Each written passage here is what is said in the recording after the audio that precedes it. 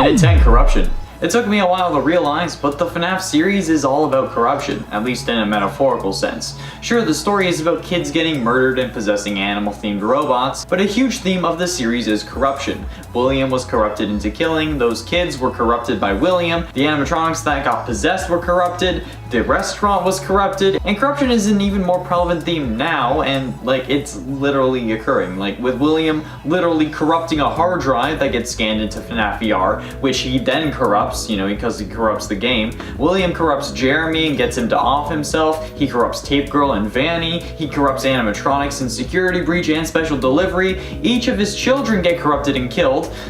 It's a main theme of the series, and William can't die until the corruption stops. I just thought that was kind of cool. It's present literally everywhere. And at 9, spring locks. A lot of people didn't understand what I was talking about when I was saying that Crying Child's death makes no sense, so I'm going in depth here so I can explain how the spring lock mechanics work in universe and how this applies to Crying Child's death scene.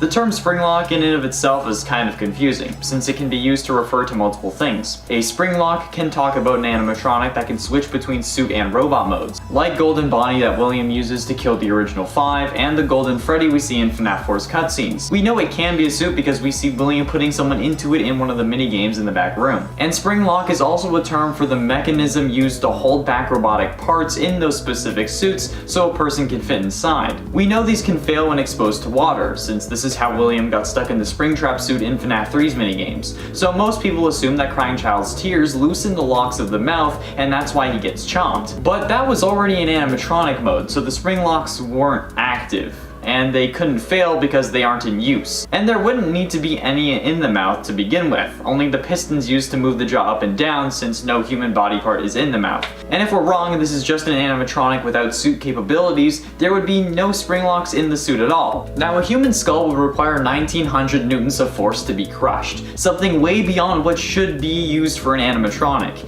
And even to fracture it, it would require around 1100 newtons, something that would require a piston that uses its own air compressor, and you would need multiple of them, since that's something we don't see on stage with Freddy, and it would be something that would be impossible to fit inside of him, because air compressors are huge even with our current technology. That's why Crying Child's death scene is impossible. There is no physical way the animatronic could have crushed his skull, unless there's something going on that we don't know about, which is entirely possible, but highly unlikely. And in 8, fanfiction. We know there are plenty of FNAF fanfictions, probably too many if I'm honest. The ones we've talked about here are creepypastas, but I guess in a way it's sort of theories. However, have we ever stopped to consider any in-universe FNAF fanfiction? Or, well, at least I guess Freddy Fazbear fanfiction? Whether it be about the games that are in-universe or the characters themselves. Believe it or not, there is in fact Chuck E. Cheese fanfiction, so it is possible. But what would these fanfictions be? What about this Silver Eyes or Fazbear Frights? The novel isn't fully connected to the games, only sharing some similar aspects and characters, right? That's what fanfiction is. And Scott wasn't the only one who wrote these books. He had help. The Silver Eyes was also written by Kiara Breed Risley as well. Hopefully I didn't butcher your name. If I did, I apologize. And Fazbear Frights had help from Ellie Cooper and Andrea Wagner. So technically, since they're not Scott Cawthon, it's just fanfiction that is considered canon. Huh. Gives you a lot to think about, huh? So go ahead, write your fan fiction. Just make sure that it isn't nasty. And don't ship dead kids with their killer or their dead sibling, okay? I can't believe that that's a thing. And it's 7, time travel. So, time travel is possible in the FNAF canon, and at least in the Fazbear Frights book series. Since the first book, Into the Pit, has a story talking about someone getting into a ball pit and time traveling, hot tub time machine style. But does that mean anyone can have this happen to them? Is it possible that anyone from the games could have this happen to them? Perhaps Gregory is Crying Child who fell into a pit and got sucked into the events of Security Breach, and then we'll go back in time at the end of the game, or well, I guess go back to his time at the end of the game, showing why he fears the animatronics and being in a pizzeria. Maybe William can time travel through the games, and this is him in the far future. There are so many possibilities.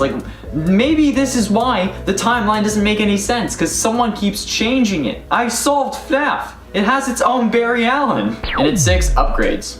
How on earth is this franchise able to upgrade its location constantly? You'd think that after multiple deaths of the joint's prime clientele, that the place would be ruined, right? but then these folks come in hitting us with that Freddy Fazbear Mega Pizzaplex. How do they have the money to open a whole basically mall after so many kids have gone missing in their establishments? Why do parents let their kids go here? It can't be that they think that it's fake, right? I mean, like, who would believe? Oh wait, I know who would believe that it's fake. The same people that believe that 5 kids actually went missing in a Chuck E. Cheese instead of realizing that it's just a Twitter picture and like a meme. Like, it's funny because it's backwards in this like analogy. I'm sure they wouldn't believe if it actually happened and only believe that it happened here because of the games. Like, but I mean, who knows?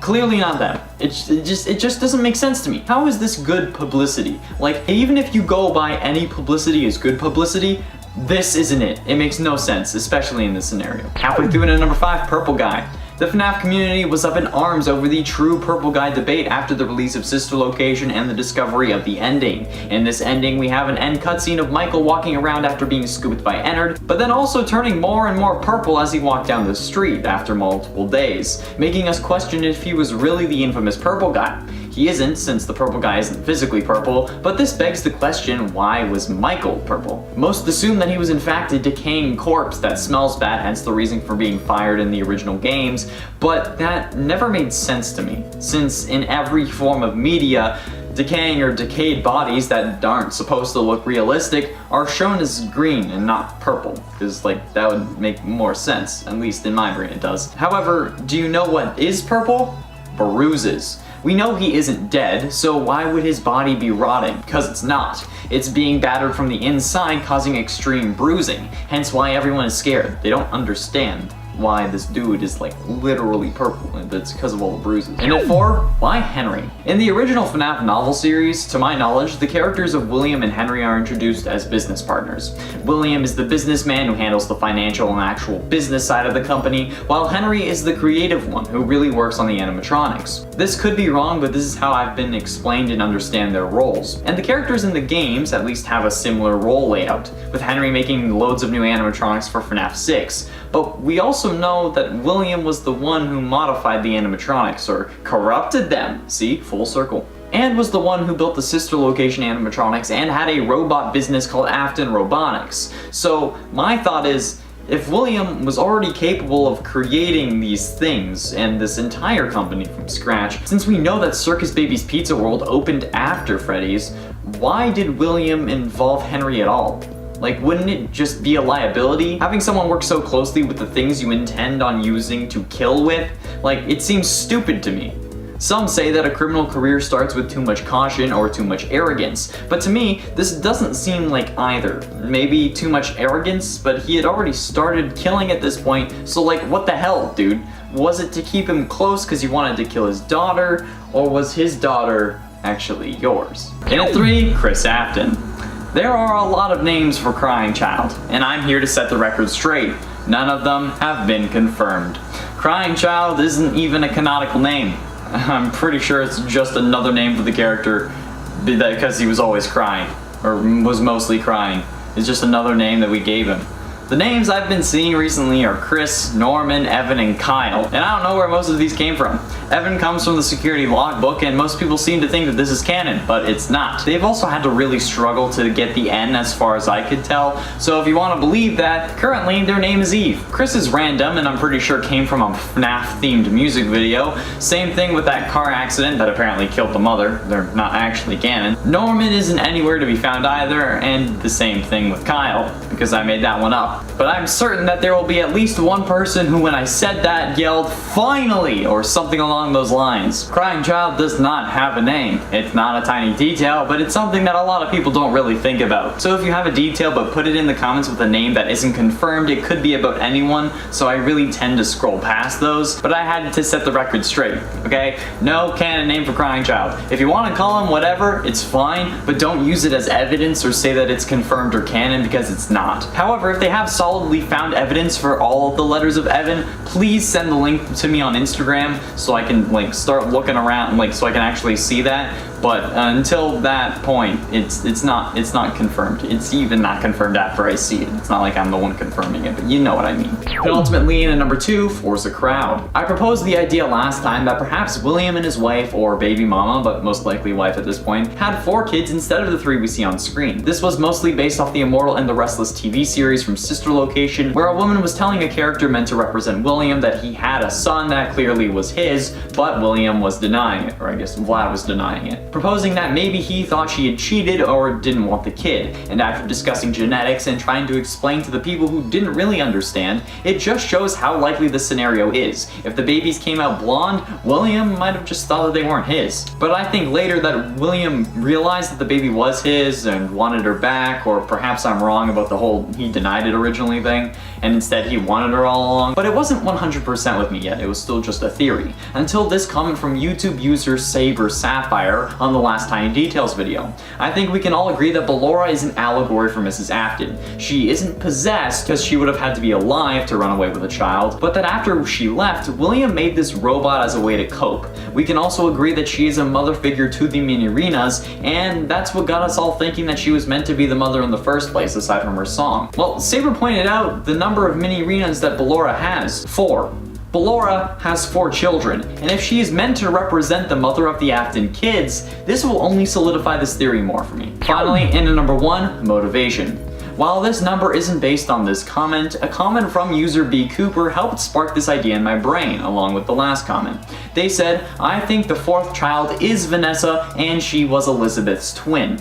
If there is actually a 4th Afton kid, and if Vanessa is that kid, it would make sense for her to have been Elizabeth's twin. She's the proper age, and they both are blonde with green eyes. We don't have many other features for Elizabeth because, you know, she was an 8-bit, but with the information we have, it matches, and it matches well. It could also be potential motivation for William. Maybe that's why Susie was first, because she looked like maybe the mother perhaps, with blonde hair and blue eyes. Maybe William has green eyes, or like I explained in number 3, they both have the gene, even if it's not visible. This could also be the inspiration behind Baby's mechanics, and why the fun times are meant to capture children. So he could use them to find his other daughter. Hence why he told Elizabeth specifically to stay away from Baby, because he had programmed Baby to look for and capture a child that looked exactly like her because they were twins. He never told Crying Child or Michael to stay away from them, right? At least from what we saw, because they weren't in danger. This could be it. I am 100% certain at this point that the Aftons have 4 kids and that the mother ran away with the 4th.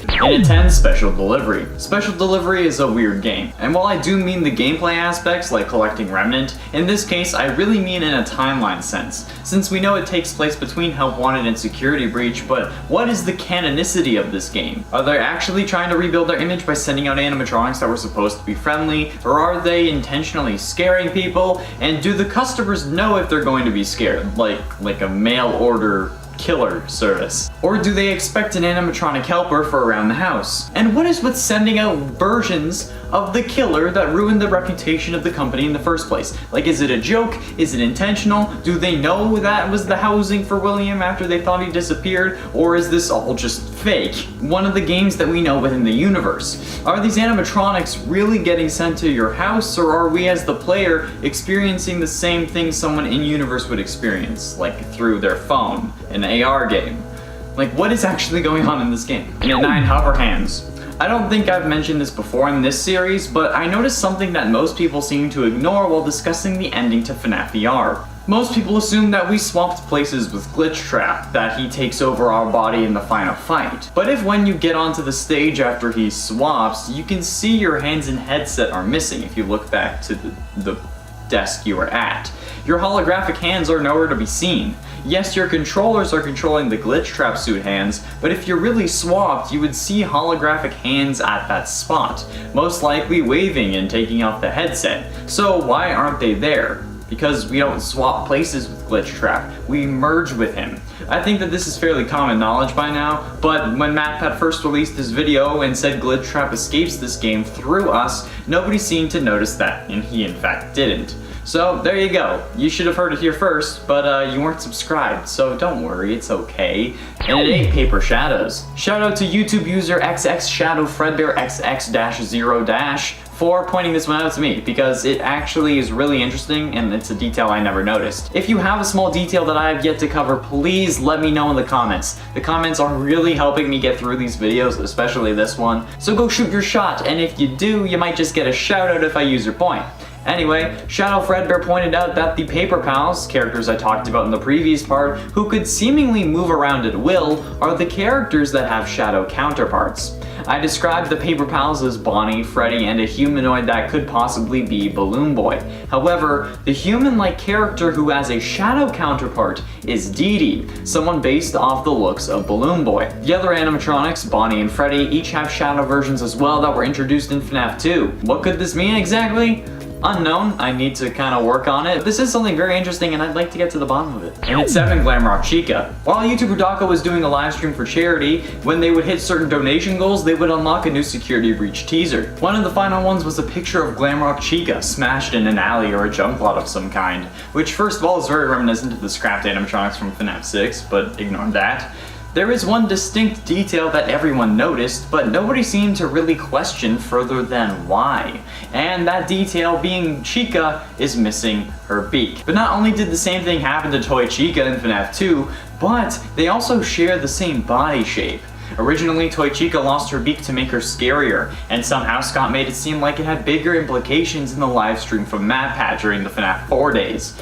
Maybe it's because this was coming, or he wanted to make it seem bigger than it was. Or maybe Dream Theory was right for a time, but it isn't anymore. I don't know, I just figured it was an interesting detail that we should keep an eye on. Maybe how she loses her beak will be a big help in solving earlier problems. Or maybe there's something else in this image that I'm missing. I don't know. And at 6, Symmetry. FNAF VR has some interesting story elements that I'd like to point out to you. This was the basis for a personal theory I had a long time ago where I thought that in FNAF VR, we played as a man named Gabriel who was playtesting the game, since at the end we ended up getting stuffed into Freddy.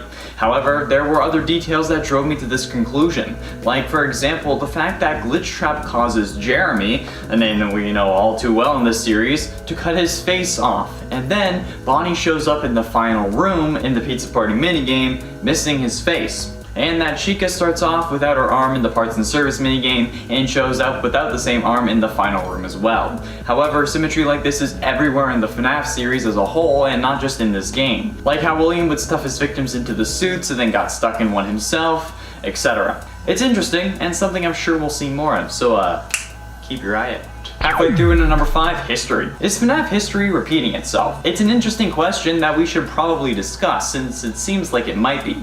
This idea started when I thought about how both dummy-thick versions of Chica lose their beaks, and it escalated from there. Because it seems like William is taking the lives of his original victims again, well at least by name. Granted, we don't know Tape Girl's name, and it could be Vanny, and we don't know who our character plays in we don't know who our character's name is in FNAF VR, and that could also be Vanny, but technically Vanessa, you know what I mean. Because as Glitch Trap, William has already taken the life of Jeremy, someone we know to be the one who possessed Bonnie based on the FNAF 3 ending, as well as the gravestone screen from FNAF 6. He made Jeremy cut his face off, like how Bonnie at the end of the Pizza Party minigame in the final room is missing his face. We don't know what became of Tape Girl, but she could very well be represented by Chica as well. Someone we thought was okay, but then turned out to be incomplete, ergo the missing arm. Not in possession of all her marbles, should I say, as the final tape seems to indicate. It's interesting, and maybe Gregory in Security Breach will end up being the next crying child. But hopefully not Napkin Kid, because Christ. Would that be annoying? And at 4, FNAF IRL. I've made multiple videos about how a real-life Freddy Fazbear's could exist, and may even be coming as early as 2023.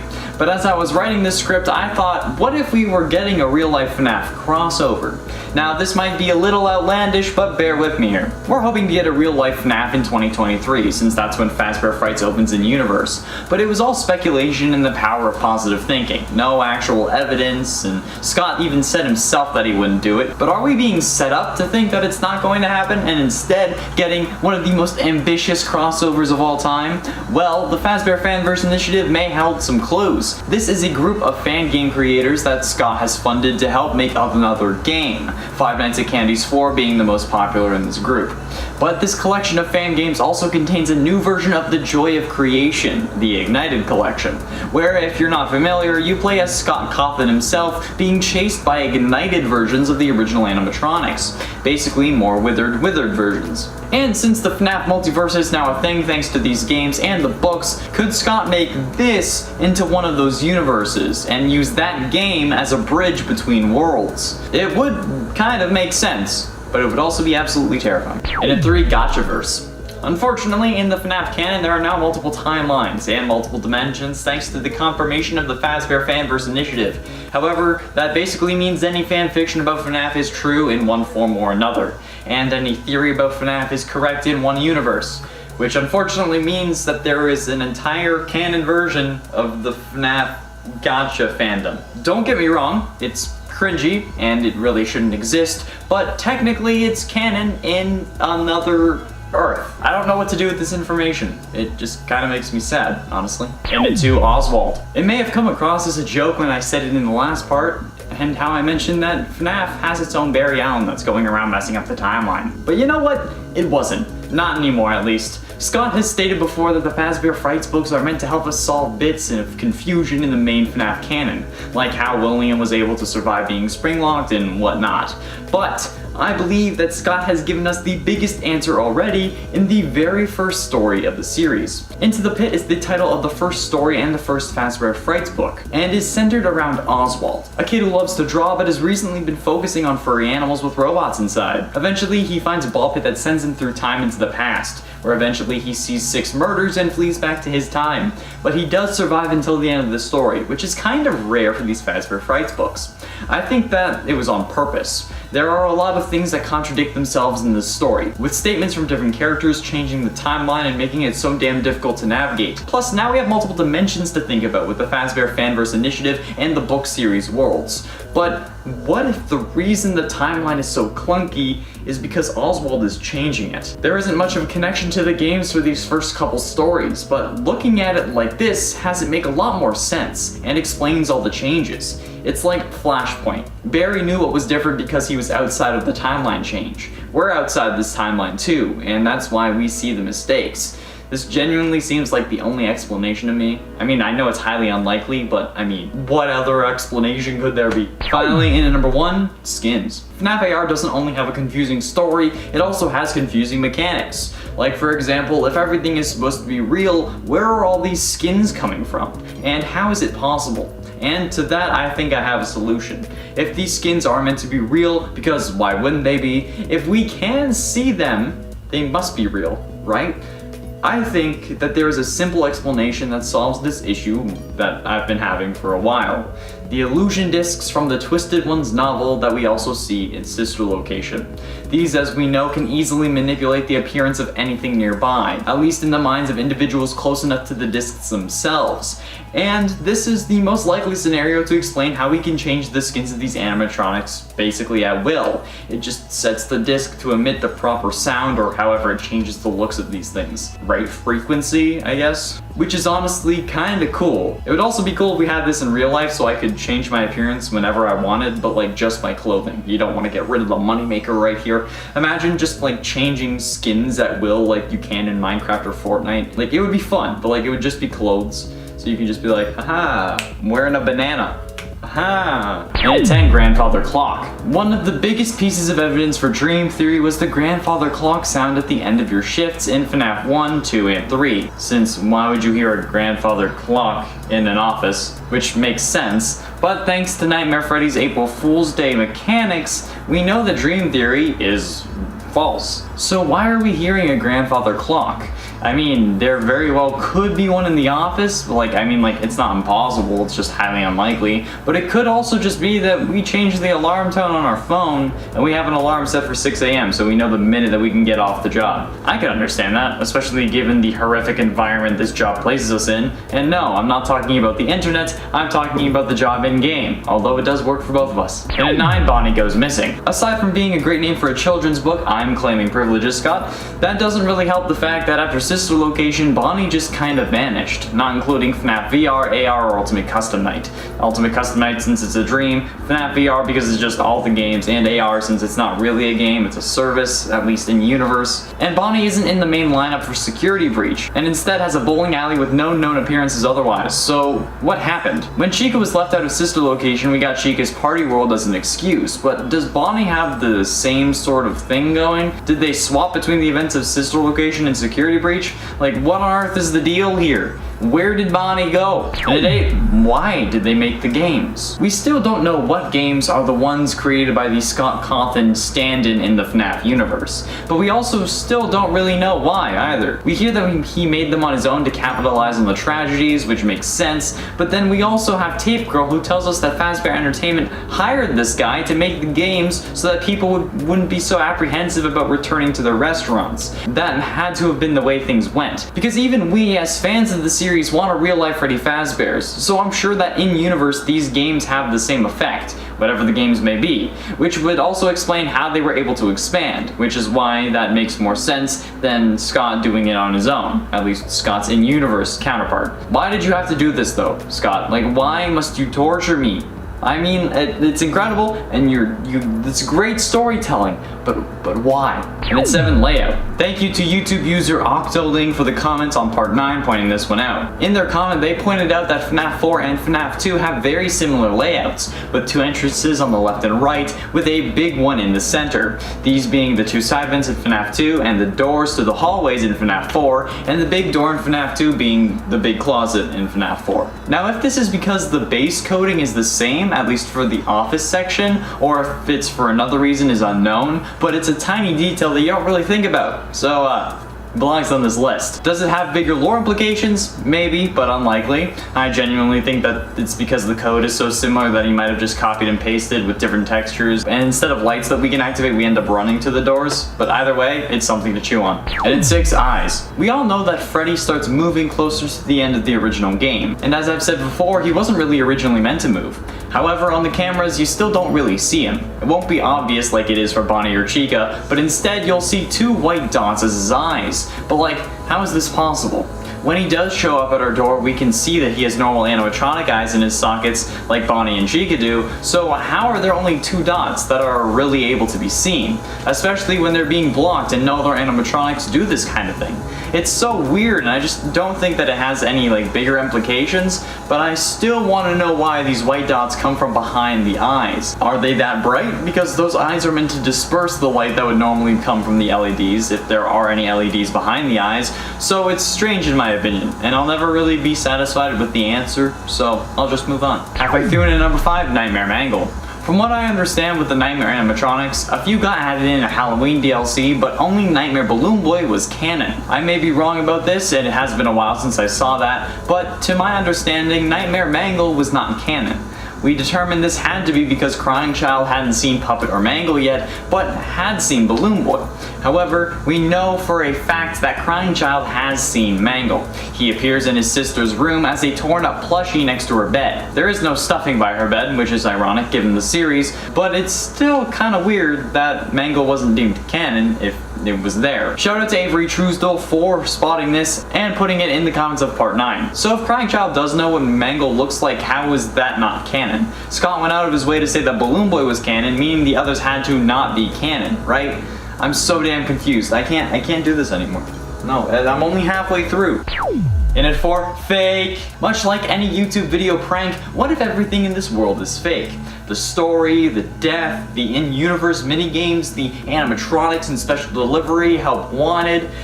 what if it was all fake and just meant to be a massive marketing stunt that went entirely wrong? Or hell, maybe it went horribly right. If Freddy Fazbear's was dying, much like how Chuck E. Cheese was failing, could it possibly be that Fredbear's was too? And in an effort to keep the business alive, William and Henry created a marketing scheme that would get them some publicity and even bring in some more customers that were fans of horror. I mean, it would explain why William was never convicted and why the investigation was so flawed. They didn't actually check the suits because there was, in reality, no bodies inside them. They never leaked blood or mucus or smelled terrible. Why would anyone go if they did? Or stick around when they saw it, or hell, even smelt it? It also explains how, even through all this horror, they were able to expand, eventually opening an entire mall that they called a Pizzaplex.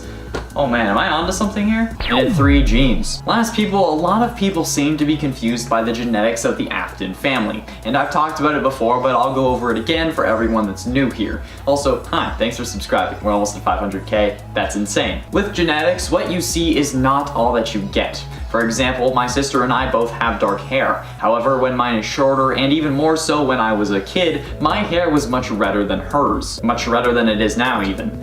This is because red hair is a recessive gene. There are dominant and recessive genes, and it's easiest to describe this using a Punnett square. Let's look at this one for example. Let's say that we're crossbreeding bananas, one green and one more commonly yellow. The green color is dominant and the yellow is recessive, which means that if the banana lies in one of the top 2 spots and it has the green trait, it will be dominant and you'll see green, even if it has the yellow gene, because yellow is recessive and green is dominant. However, as you can see, it is possible to have a green banana have a yellow banana offspring, even if the banana is green, because it also has the yellow gene. So even with the dominant gene, the green banana could have a yellow offspring. Even with another green banana, in fact. However, if this was the case, that new banana would have a 25% chance of being yellow if it has 2 green parents, each with the yellow gene. Like I said, it's a 1 in 4 chance, but it's still possible.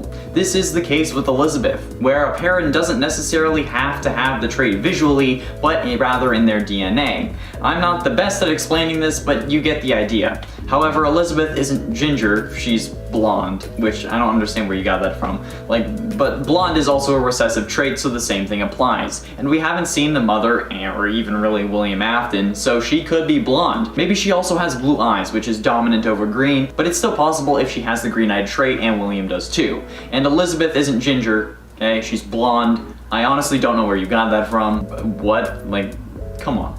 Watch the cutscene. And 2, passive mode. Shout out to Robert Vasvensky for posting this in the comments of part 9 as well. This really helped me.